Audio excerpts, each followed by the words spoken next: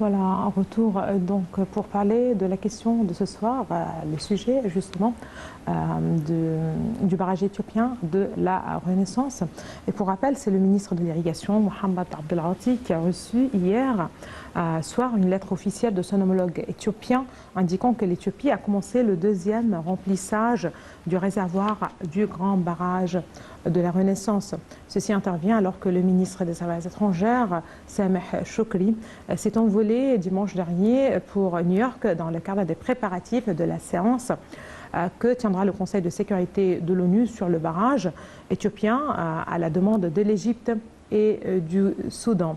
L'Égypte devra présenter jeudi, lors de la séance du Conseil de sécurité, une révision de la situation actuelle et la nécessité de parvenir à un accord juridiquement contraignant sur le remplissage et le fonctionnement du barrage de la Renaissance qui tiennent compte des intérêts des trois pays concernés et protègent les droits et les intérêts de l'Égypte justement sur l'eau. Salih Hamed et Shams Selami vous proposent plus de détails.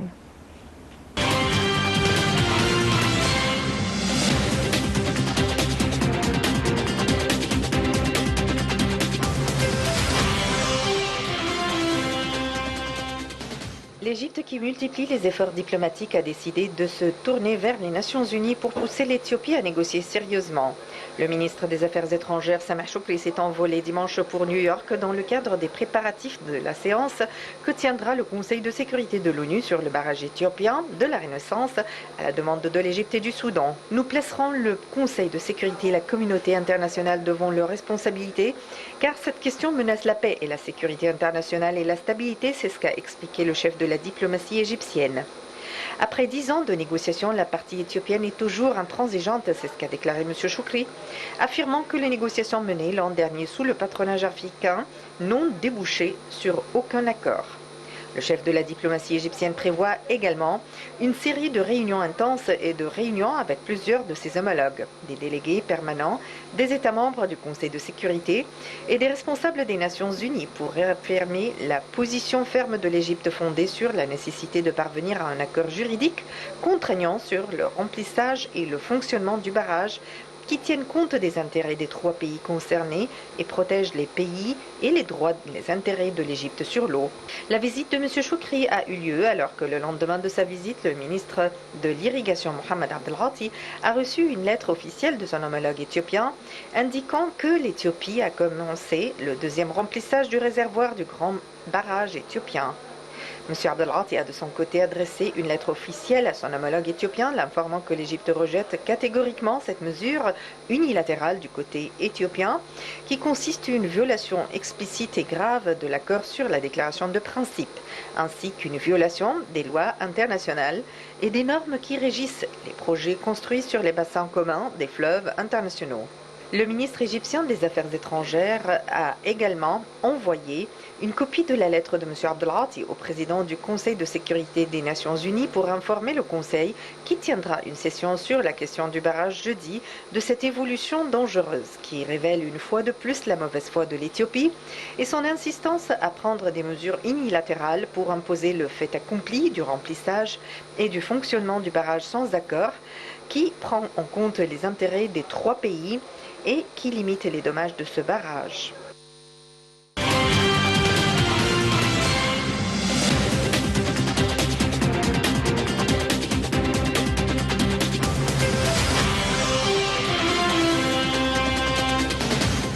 Voilà, pour rappel, c'est le chef de la diplomatie Sameh Shoukry qui se trouve à New York justement pour préparer la séance de jeudi, une séance donc du Conseil de sécurité des Nations Unies sur la question du barrage éthiopien de la Renaissance.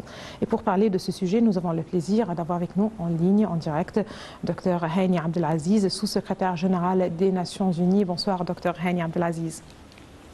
Bonsoir madame, bonsoir, merci. Voilà, voilà, le droit international et les lois gérant justement les constructions sur les fleuves en général. L'Éthiopie a commencé il y a quelques mois le premier remplissage du barrage éthiopien de la Renaissance, du réservoir du barrage de la Renaissance.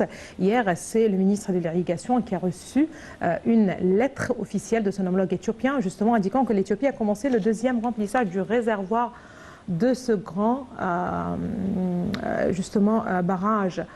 Tout d'abord, quel regard vous portez justement sur cette lettre et sur la position éthiopienne?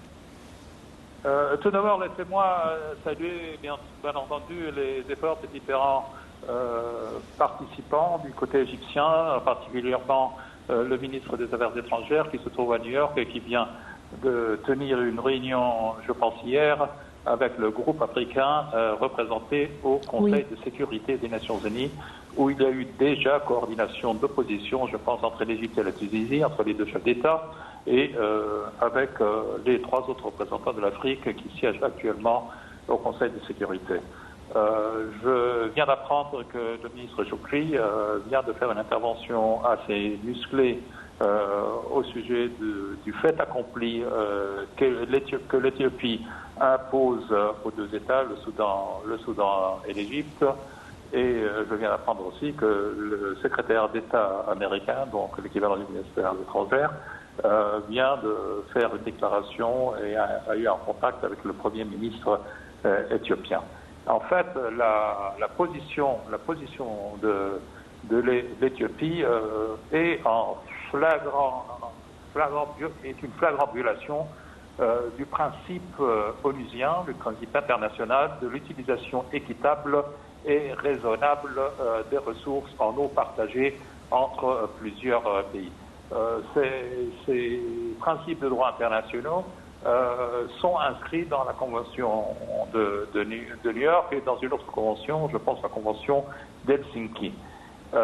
Mais ici, il y a un point délicat, c'est que le caractère équitable n'est qu'en fin de compte qu'un concept, et un concept souple qui s'apprécie au cas par cas concernant en prenant en considération différents facteurs comme l'impact écologique, l'impact socio-économique, etc. Oui.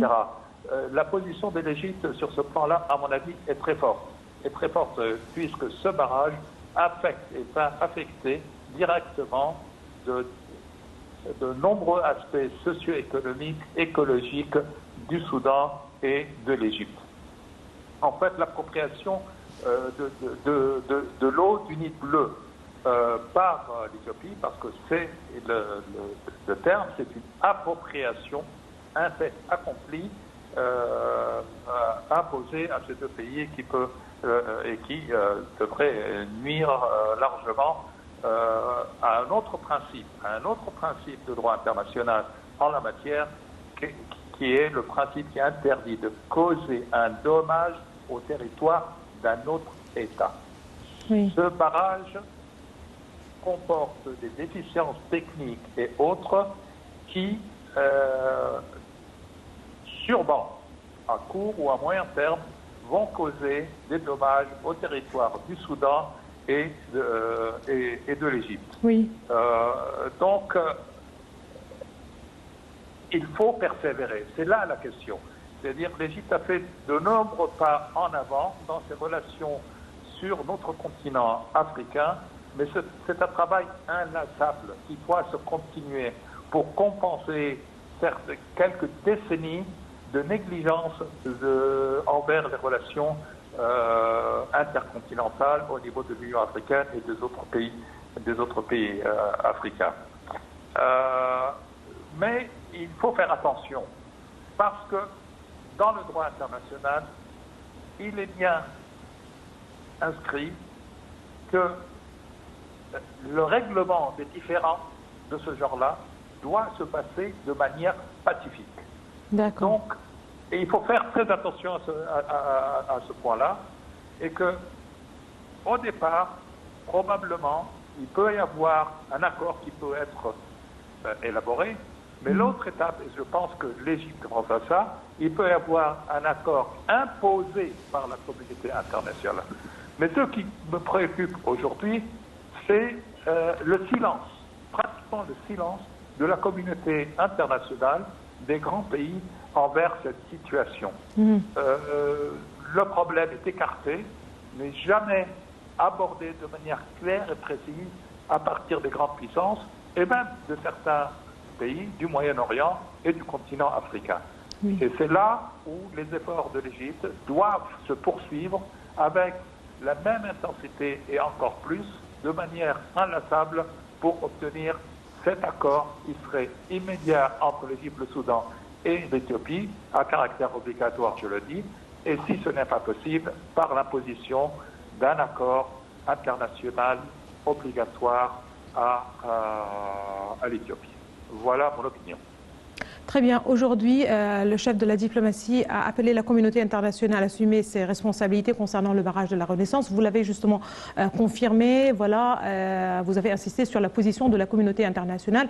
Aujourd'hui, si l'Égypte se dirige, ainsi que le Soudan en fait, se dirige vers la communauté internationale représentée par le Conseil de sécurité de l'ONU, justement pour demander qu'il y ait un accord contraignant, justement, qui règle cette question, qui impose justement la nécessité de parvenir à un accord en ce qui concerne et le remplissage et le fonctionnement de ce barrage. Il faut justement rappeler qu'il y a quelques mois, il y avait plusieurs rounds de négociations entre l'Égypte et l'Éthiopie et le Soudan, avec la participation du côté américain, peut-être représenté par le ministère du Trésor, ainsi que des représentants du Fonds monétaire international. Il y a eu aussi l'Union africaine qui faisait partie justement des négociations, et à chaque fois on trouve la partie éthiopienne qui se retire.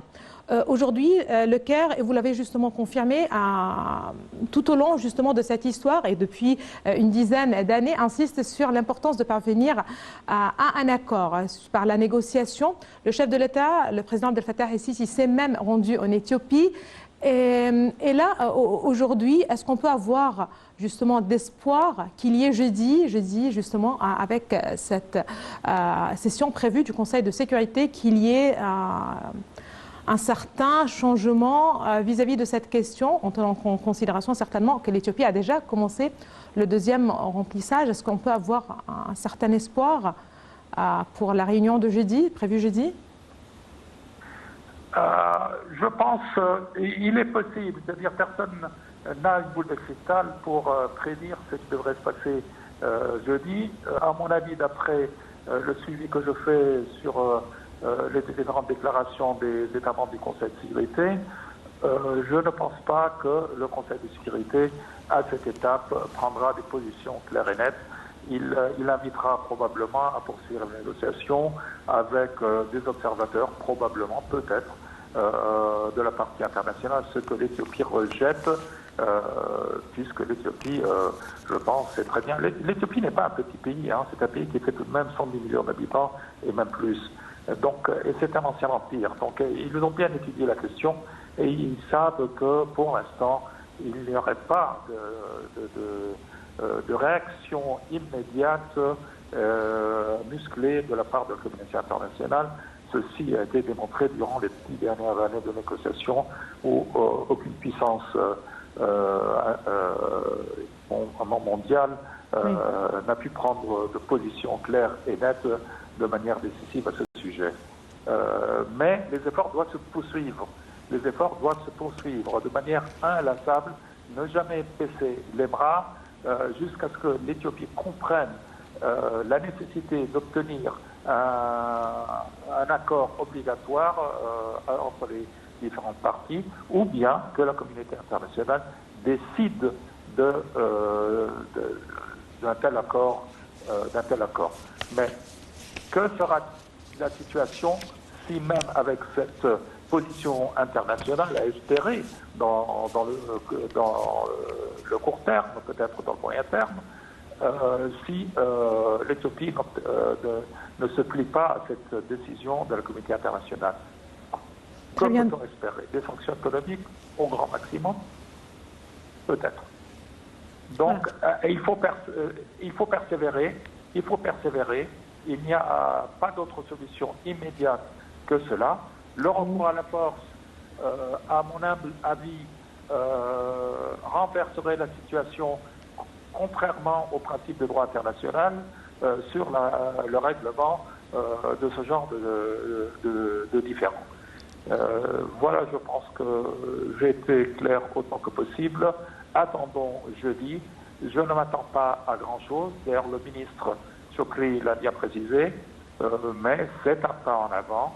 Et la diplomatie, le changement de position, parfois demande des années et des années de négociations et d'efforts. Mais soyons concrets. Le fait accompli est réalisé depuis un certain moment. Ce n'est pas un événement qui date d'hier. Cet événement date depuis une bonne dizaine d'années et ça continue. L'entêtement éthiopien est là. Il est prouvé dans les annales de l'histoire et dans les annales des Nations Unies. Mais je ne vois pas d'autre issue que de poursuivre les efforts de la manière où ils se maintiennent, où ils s'exercent actuellement. Parfait. En fait, le chef de la diplomatie, en appelant la communauté internationale à assumer ses responsabilités, il a précisé que cette question menace la paix et la sécurité internationale. Aujourd'hui aussi, c'est le président du Parlement arabe, Adel Al-Assoumi, qui a estimé que la poursuite des négociations sans issue était inacceptable. À quel point, justement, de tels messages pourraient-ils, justement, je ne sais pas comment dire, mais justement, pousser, si vous le voulez bien, l'Éthiopie à changer de position? Rappelons-nous exactement que le rôle principal du Conseil de sécurité est le maintien de la paix et de la sécurité mondiale. Rappelons-nous aussi que le Conseil de sécurité, dans toute son histoire, pas simplement concernant cette question, a délégué le règlement de certains de conflits aux organisations régionales, ce qui n'a abouti à rien du tout au niveau de l'Union africaine. Maintenant, est-ce que la situation est une situation de menace directe et immédiate à la paix et à la sécurité régionale et internationale? C'est une question à débattre et à voir. Mais vous avez totalement raison que de poursuivre les négociations qui perdurent depuis 10 ans est aussi inacceptable. Donc, quelle est l'autre issue pour l'instant que d'essayer d'arriver à un accord contraignant, soit entre les parties, comme je l'ai déjà dit, soit décidé par la communauté internationale et voir si l'Éthiopie va se soumettre à une telle décision éventuelle, je dis bien éventuelle, de la communauté internationale. Parfait. Merci beaucoup à vous, Dr Hani Abdelaziz. Vous êtes sous-secrétaire général des Nations Unies. Merci beaucoup de vos précisions.